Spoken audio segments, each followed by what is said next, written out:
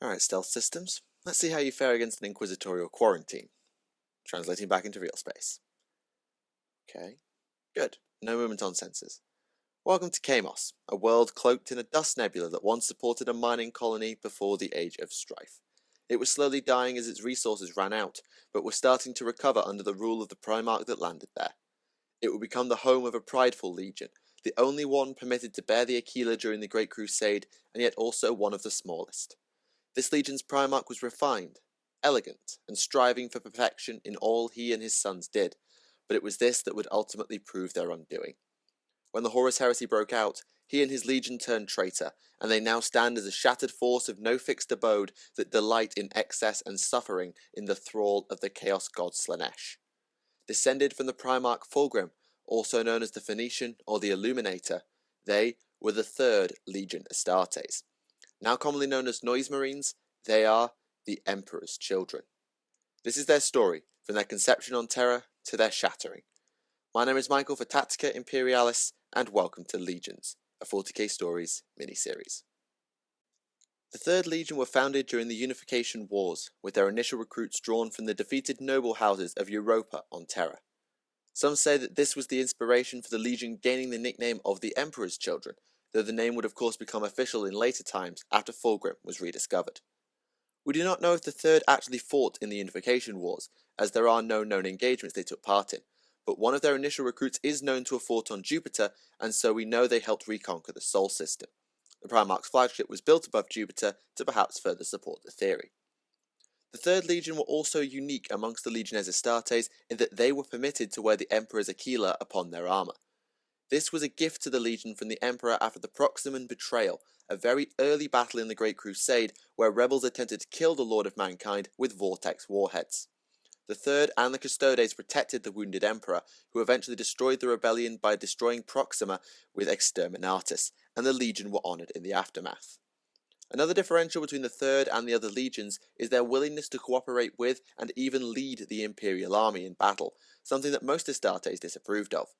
They were perfectionists all, even in these early days, always attempting to meet and then surpass the expectations of the Emperor, and they were often used as diplomats by the Lord of Mankind as a possible consequence. This role is the reason for their purple armour as well, though it's not a trend I've seen repeated in modern times. However, these perfectionist Astartes were soon to be struck with one of the worst genetic imperfections to strike the Adeptus Astartes, the Blight. Gene cults infiltrated the Third stocks and infected their gene seed with the virus, causing massive organ degeneration and thus huge numbers of deaths. The Legion was near crippled by the Blight, never reaching 4 figures in terms of numbers, whilst other legions were over 100,000 strong. It's unclear whether they or the Thousand Sons were the smallest legion in these days, but given how many survived to Kamos, I'd suspect the Emperor's children were the smaller. However, for all the harm the Blight caused, it encouraged the practice of progenoid gland extraction from fallen warriors, something still done to this day by all Space Marines to keep the numbers up. Well, every cloud has a silver lining, I suppose. This really was no consolation, though, as by the time of the arrival at Kamos, there were only 200 Emperor's children, led by an Astartes named Thrallus. How long he'd been in command or what action he'd seen is unknown, as unfortunately is his eventual fate.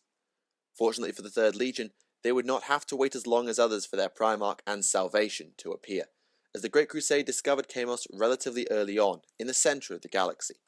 Down below us, the Emperor discovered the 5th of his lost sons, Fulgrim. Fulgrim's arrival on Kamos was not in a gestation pod like Conrad Kurz or Ferrus Manus, but was more like Korax, in that he simply materialized. No, I don't understand the variants either. No sooner had he arrived than he was discovered by labourers who were supposedly investigating a crashed meteorite, though none were present. So maybe there was a gestation pod and it disappeared after landing. Seems weird, no matter which way you cut it. The men named the infant Primarch Fulgrim after the Waterbringer from the creation myth of Kamos, supposedly as a stream of water had formed from the landing site, and brought him back to be raised by them and eventually work with them in Kamos' factories. In this, Fulgrim excelled. He was an executive by the age of 15, making extensive modifications to the machinery that allowed the fortress factory Kallax to produce a surplus, and this influence soon spread planet-wide as the young Primarch swore to repair his dying homeworld. By the age of 50, Fulgrim was the sole ruler of Kamos, and under his rule, a semblance of culture began to grow and then flourish as there became time for art and other things humanity had been forced to sacrifice in the name of survival. Not long after this, the Great Crusade arrived, with Fulgrim somehow remembering the two-headed eagle of the various Imperial ships. He bade the Imperials enter unopposed to Kallax, and upon seeing the Emperor, he swore allegiance on the spot. For the record, this was over 150 years before the heresy broke out, based on the time frame for constructing what would become Fulgrim's flagship, the Pride of the Emperor. Fulgrim then travelled to Terra, meeting the few survivors in his legion and delivering a speech said to be so rousing that the Emperor finally ratified the unofficial nickname of the Third Legion, renaming them as the Emperor's Children. It is also said that it was this speech that allowed the Third to bear the Aquila on their armour, as opposed to the Proximum betrayal. Whilst I believe the former to be the true reason, you could take either as the answer, as the Third was so depleted pre-Fulgrim that very few save the Lord of Mankind will have known either way. With Legion and Primarch reunited, the Third recruited massively from the population of Kamos, with new gene seed being created or implemented to ensure the blight would not affect these new Astartes. This had the side effect of derailing any cure attempts that had been taking place within the Legion, led by the apothecary Fabius, who was himself afflicted. But as the Emperor's children had been killing blight victims anyway, this went practically unnoticed. Finally, Fulgrim and his sons were ready to join the Great Crusade, both to expand the Imperium and to help civilize the galaxy as the Phoenician had been doing on Kamos. It's worth noting that Kamos itself flourished in the Imperium, even if Fulgrim wasn't there to directly oversee things due to being on campaign, though of course, it was a traitor homeworld, it got killed afterwards. Much like they had been before the return of Fulgrim, the Emperor's children were a disciplined, perfectionist force, always training and improving on their skills. Many today would associate the Third with extravagance and flamboyance, and whilst their appearance may have indicated this, they were just as ruthless and efficient as any other legion with both the Imperial army and their brother Astartes. Unlike their skill set, however, their doctrines went unchanged and unchallenged, seen as the way of the Emperor that must be followed exactly. In fact, the Third had something akin to a rulebook for waging war, and though I suspect it bore no similarity to the Codex Astartes written much later, I find it amusing that Fulgrim and co. had something like the idea before Robert Guilliman was even found. The Emperor's children and Fulgrim revered the Emperor in a way. He was not a god as some like Lorgar would claim, but he was the exemplar of humanity, and as such, the Phoenician always sought to emulate him. Interestingly, given the Emperor was a Psyker, they had no librarians, for the Psyker gene was seen as a mutation, and thus an imperfection, which is ironic. But Fulgrim was more than happy for other legions to maintain a librarius based on his attitude at Nicaea, where he supported the idea. Early in the Great Crusade, the still depleted Emperor's children served underneath Horus and the Lunar Wolves. As a result, Fulgrim and Horus became fast friends, fighting side by side for the best part of a century until Olenor.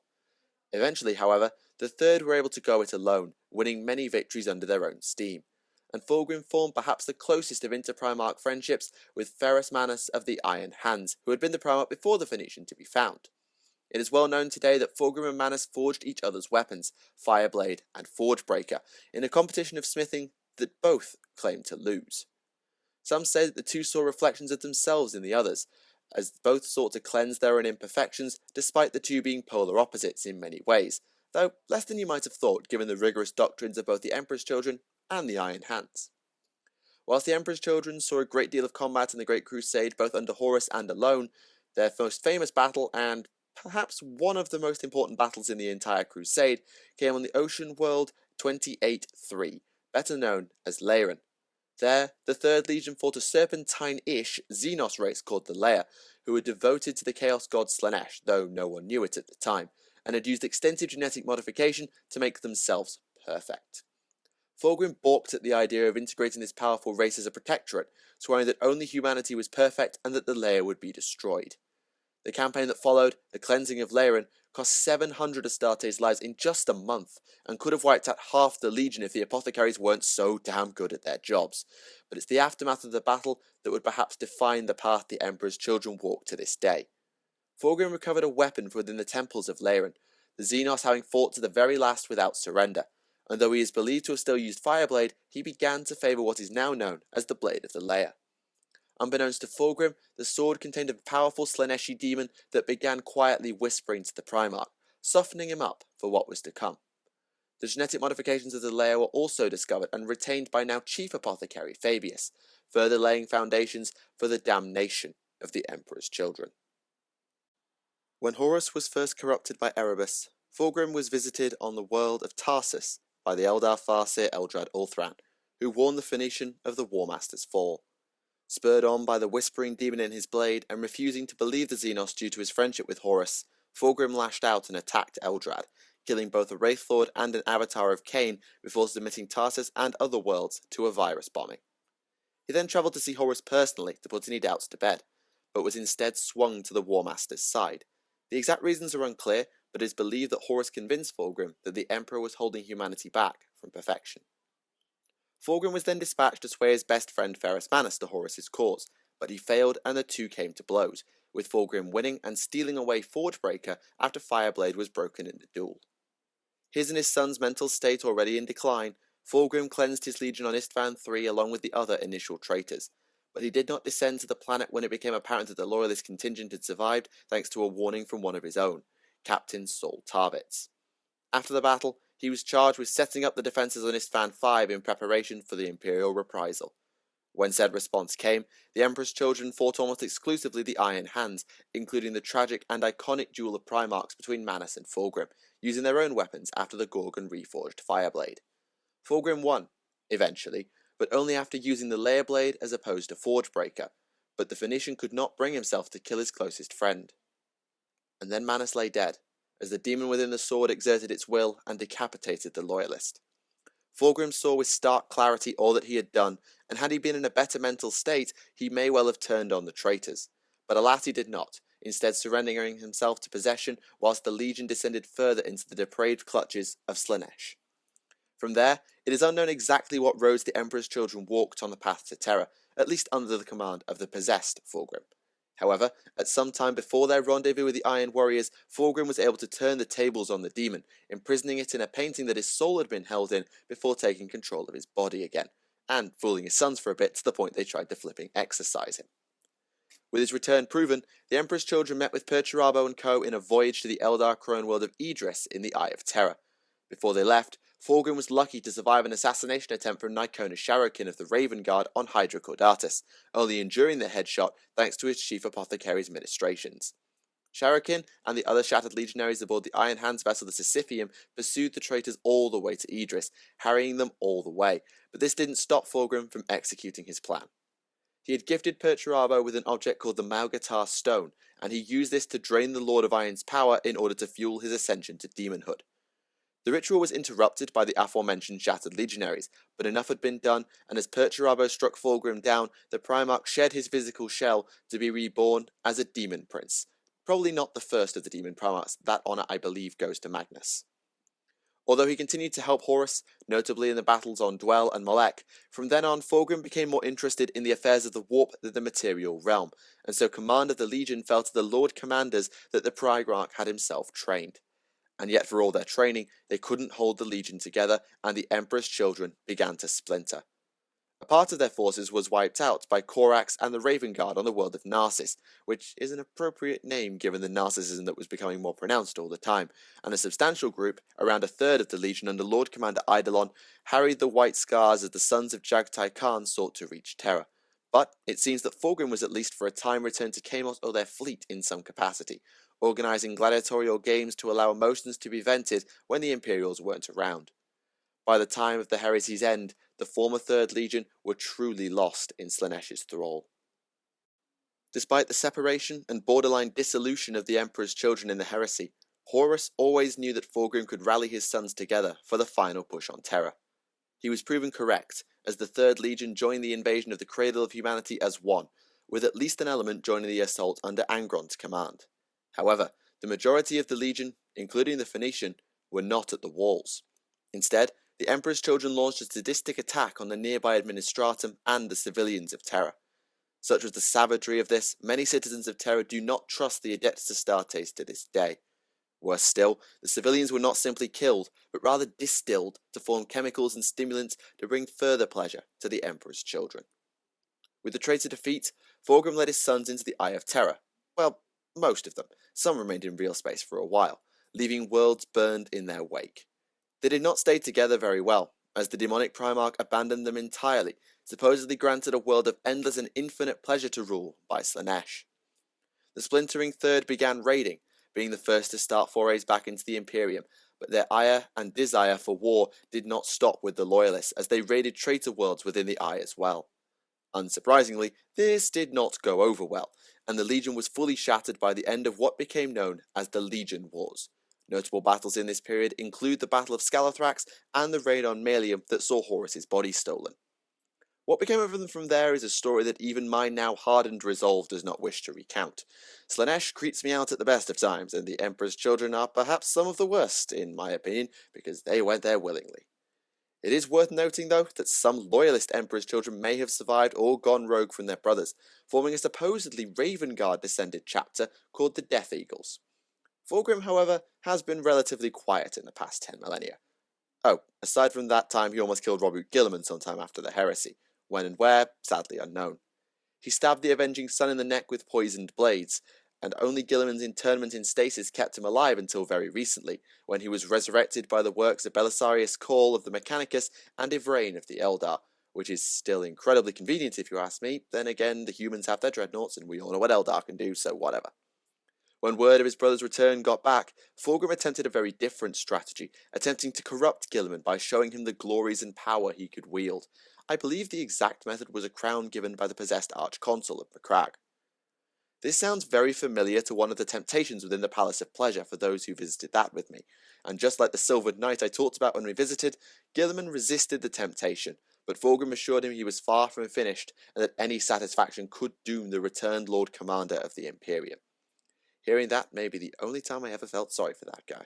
Still, not here to discuss Guilliman, we're talking about the Emperor's children. And with the tale of the Legion told, I think it's time to look at a few famous names within the Third Legion. The command structure of the Emperor's children was slightly different to that of the other legions.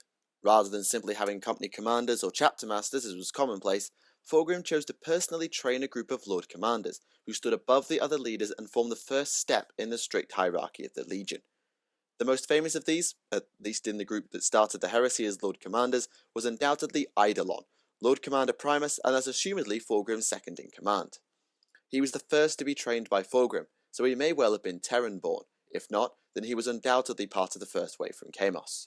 He proved to be incredibly skilled as a fighter, though with perhaps an unstable personality as indicated following the war on the planet of Murder, when Tarik Torgadon of the Lunar Wolves criticised the Lord Commander Primus and Eidolon refused to let it go. Unwaveringly loyal, Eidolon was unsurprisingly one of the traitors, perhaps even leading the Emperor's children from space, as we know he was the one hailed by the traitor legionaries. His actions on Istvan V are poorly documented, but in the aftermath of the Dropsite massacre, he had more trouble than others within the Third Legion adapting to their new ways. Fulgrim, though possessed or not, we don't know, became almost impossible to handle, and when Eidolon had the nerve to query an order, the Primarch decapitated him with a Kinnebrak anatheme that had struck down Horus on Davin. Fabius had taken that to the War Master Fel, which is why Fulgrim had it instead of Erebus or Lorgar. However, sometime before the battle on Idris, Fulgrim changed his tune, or assumedly got his body back and overruled what had been the demon's decision, asking his chief apothecary to restore Eidolon to life. Don't ask how, he just seems to do it a lot. Eidolon then rejoined the Legion like being killed was no big deal, joining the attacks on Idris and then leading around a third of the Legion to hunt down the White Scars. He even helped to put down an attempted coup against his fellow Lord Commander Arcorian on the chemical world of Horvia. It is assumed he joined in the carnage on Terra, as today he is believed to lead one of the largest surviving warbands of Emperor's children. He, like many of his brothers, has received modifications that transformed him, after a fashion, into what was once known as a cacophony. First formed before Istvan V, these warriors use xenotechnology to create devastating sonic weaponry. Eidolon is not known to have used one of these himself, but he received a modification from Fabius after Leyrin that allowed his own shout to function in a similar way. This would technically make Lord Commander Eidolon the precursor to the Noise Marines, though without using the same special weaponry or having some other forms of surgery, I would not like to say that he was the first true one. That quote-unquote honour is believed to belong to 3rd Captain Marius Veyrosian. Fabius Bile, whether that's his true last name I don't know, was believed to have been born on Jupiter's moon Europa before being inducted into the 3rd Legion as an apothecary. However, he became infected with the blight and worked tirelessly to cure it, even sacrificing loyal, pure, untainted brothers by exchanging DNA samples to ensure he stayed alive. By the time of Istvan III, he was the chief apothecary of the Emperor's children, but supposedly did not have long to live due to his disease that Fulgrim / the Imperium had done nothing to cure. In desperation, he confessed his sins to Fulgrim after Istvan V, unaware of his lord's possession. And while we don't know what took place, the fact that Bile lives today makes it clear that the Blight was probably cured by Slaanesh or the demon inhabiting the Phoenician. During the heresy, Fabius didn't partake in many battles as far as we know, but he was vital in his own way. He restored Eidolon to life, as we discussed earlier, saved Fulgrim from death at the hands of Nicona's Sharokin on Hydra Caudatus, and then seemingly resurrected the swordsman Lucius after the Raven Guard killed him on Idris. To this day, I have no idea quite how he did it, but I suspect a lot of help from the warp will have played a role, but it cannot be denied that Bile was a master of genetics. He had been investigating gene seed for his entire time in the Legion from his work on the Blight, and I suspect his knowledge will have been very useful in keeping people alive and performing the surgery that created the Noise Marines. During the Battle of Terra, Bile is known to have harvested civilians to form the stimulants used by the Legion, but he didn't stick around to see Horus's fall, instead taking a cohort of modified or advanced warriors with him to conduct ever more depraved experiments. Eventually driven into the eye by the salamanders during the scouring, he joined up with members of the Legion that stole Horus's body, bringing it aboard his flagship the Flesh Market above the world of Harmony. He succeeded in creating a clone of the fallen War Master, using experience of creating clones of Ferrus Manus so that Fulgrim could try, and fail again to convert his former brother, along with stolen data on the Primarch project that the Alpha Legion had taken from the Raven Guard.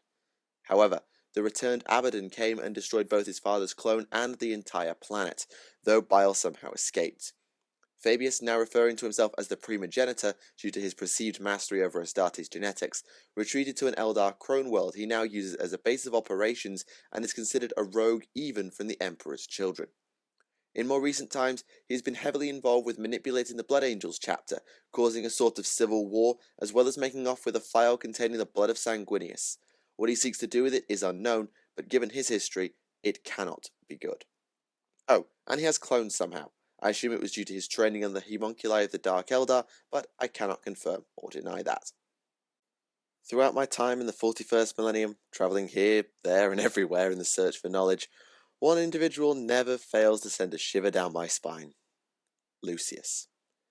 Chaos born, Lucius was a prodigy with a blade even before he was recruited into the Emperor's children, and he rose to become 13th captain of the Legion at the time of Istvan III.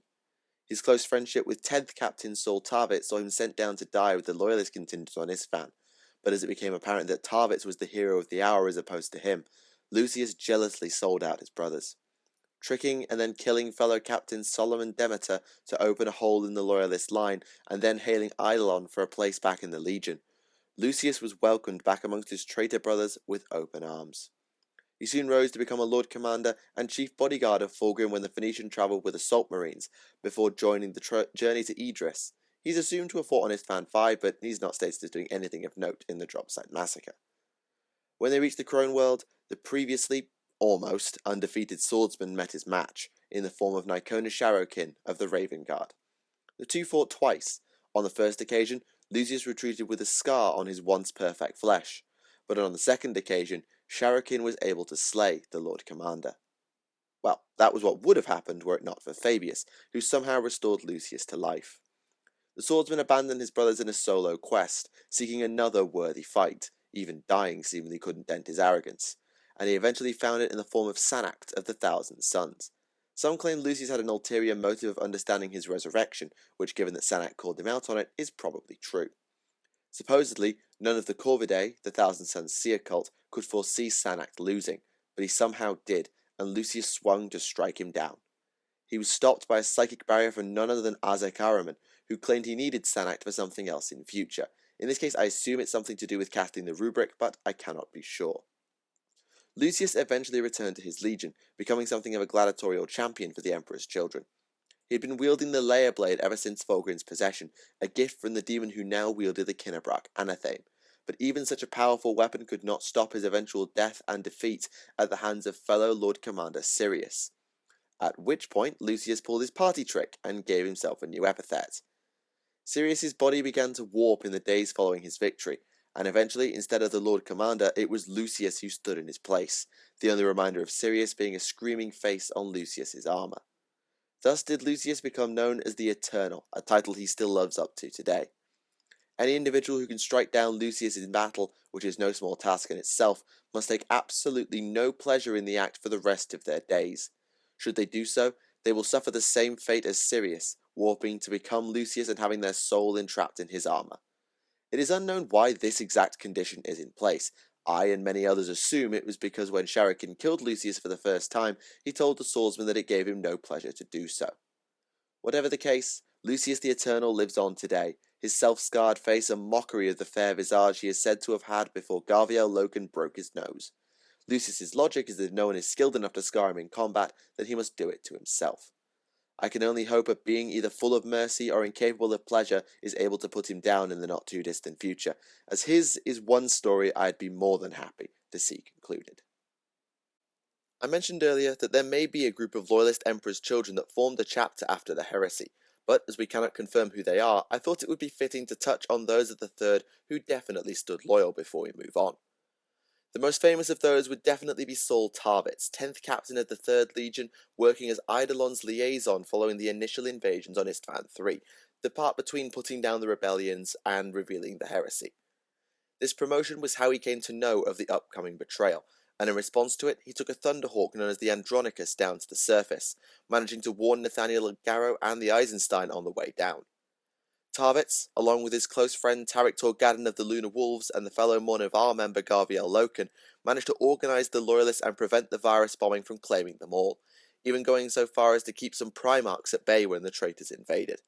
When Lucius turned on his brothers and close friend, selling out to Eidolon, Tarvitz duelled the 13th captain and actually won, but unfortunately we do not know if he survived the battles on Istvan III. If he did, then it would have been without Loken's knowledge, as the Lunar Wolf believed himself the last of the Loyalists when Garrow recruited him. I hope he did survive, and maybe even go on to found that chapter, but unfortunately it would be a bit of a long shot. The other Istvan III Loyalist we know of is Rylanor, an ancient dreadnought who had served in the Great Crusade from the very beginning. He was the Ancient of Rights within the 3rd Legion, responsible for overseeing the progression of recruits, sort of like a scout company captain today, I suppose, as well as forming part of Fulgrim's inner circle. We don't know if he was actually interred in a dreadnought before or after Fulgrim was found, however. It is said that Rylanor could detect a lie as soon as it was told, and yet he still fell into the trap on Istvan III. I suppose the Phoenician did a really good job of keeping him in the dark or something. Once Tarvitz joined him on the surface, he was ordered to guard an underground hangar, but we do not know what became of him from there. He too may have lived, especially being underground and so possibly missed by the victorious traitors, so he could quite easily have been the founder of the Death Eagles. Finally, for the loyalists we know of, we have Callion Savin. This was the initial recruit who fought on Jupiter that I brought up way back at the beginning, a Terran who joined the Crusader host, assumedly due to injuries he sustained on Jupiter. Like most, if not all of the Crusader host, he remained loyal to the Imperium when news of the heresy reached Terra, despite his arrest by Rogel Dawn, and he would in fact be recruited into the Knights Errant by Malcador the Sigillite. His fate is a bit more open and shut than the others, as along with a large amount of Knights Errant, he was killed during the infiltration of the Vengeful Spirits over Molech. So end the tales of the Emperor's Children Legion. The 3rd Legion were mighty indeed, always striving to do better and live up to the honours bestowed upon them. In the end, it was this quest for perfection that undid them, as they gave into hubris and arrogance and fell into the service of Slaanesh. Their Primarch was the embodiment of this, and his fall from grace into depravity was perhaps the longest and most tragic of them all. I apologise if you think I did not treat Fulgrim and his sons with the respect I've given to some of the other legions, but whilst I empathise with the Phoenician in some ways, my distaste for Slaanesh was almost certainly evident at times, so my apologies. Nonetheless, it's time to pull away from this inquisitorial quarantine held over Kamos and move on. We'll be heading to a Loyalist world next, but on the way I think it's only fair you learn a little bit more about this ship I've been travelling on. To be more accurate, next time I'll be talking about the Eldar craft worlds, how they operate, why they were created, and a few notable ones for good measure. I hope you can join me for that, and that you've enjoyed the 10th part of our Legions mini-series. Thank you all for watching, my name is Michael for Tactica Imperialis, and I'll see you all again. Goodbye.